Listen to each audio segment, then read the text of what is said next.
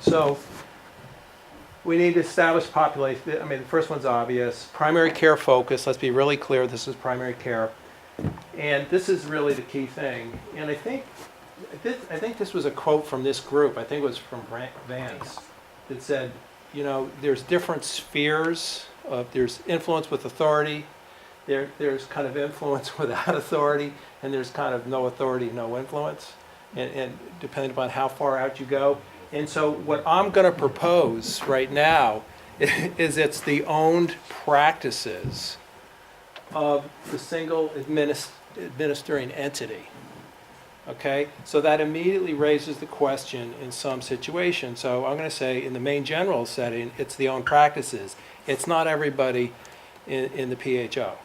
But we need to talk about that, whether that's the way to do it. And I'm putting it out there, so I'm putting a stake in the ground so we can have that discussion, not as the final decision.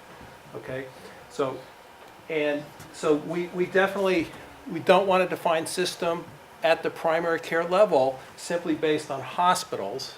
We can do that, and all these hospitals, you know who they are, kind of own practices, because we want to include these. We want pair comparison, and again, I'm going to recommend that we do it based on attribution, retrospective attribution, and not, for instance, enrollment, which you may be using to determine a population in an ACO setting for prospective work, because, you know, on January 1 you will know who's enrolled, but you will not necessarily know who came in the door that you can take responsibility for. So that itself is a debate a little bit, but I think we should do it based on attribution. I'll put that stake in the ground for discussion.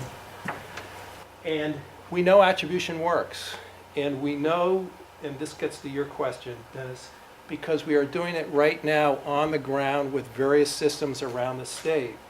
And if the system gives us the practices that they say are theirs, we identify them, we get their NPIs and stuff, we then attribute a panel based upon the experience of face-to-face E&M visits, and we can go into that if you want, to those practices. And when we do that, and we go back to the employer, and sitting at the table with the provider, we know we got the numbers right, and we can act, or you know, it's never perfect, okay, but it's very, very close. And then we can, you know, if you want to know, we then been comparing that to kind of the enrolled population and looking how they differ and stuff, and with experiences, and it all makes sense. So it is working. So we don't think there's a problem doing this. This, in fact, is the recommended method to build panels in the total cost measurement piece from Health Partners, which I'm going to talk about at the very end here. And it's been reliably tested for computing PMPM, so we think it works.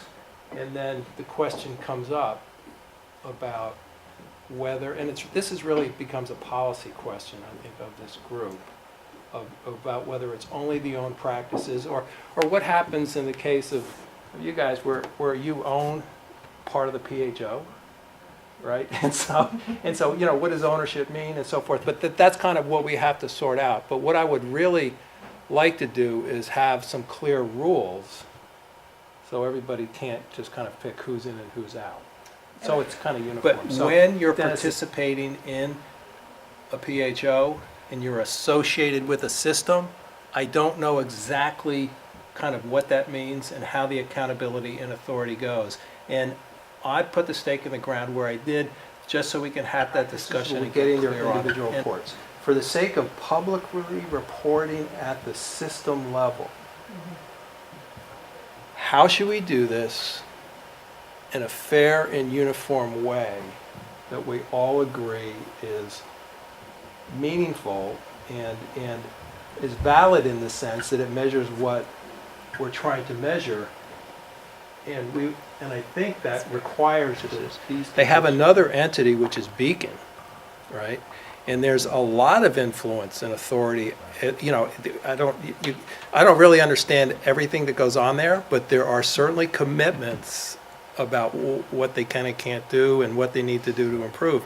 And so, you know, it may be that, you know, there could, I don't know, but we think about it, but it could be, you know, there could be a rating for Maine Medical Center owned practices, and it could, we don't want to confuse it, but, you know, it's certainly technically very easy to then have another rating for the broader Maine Health Group, or you could have one for Eastern Maine, and you could even have one for Beacon. Because there's some really interesting things you can do when you start looking at the system level, what the resource use is for treating different clinical cohorts in different, you know, service lines and things like that. And yeah, I think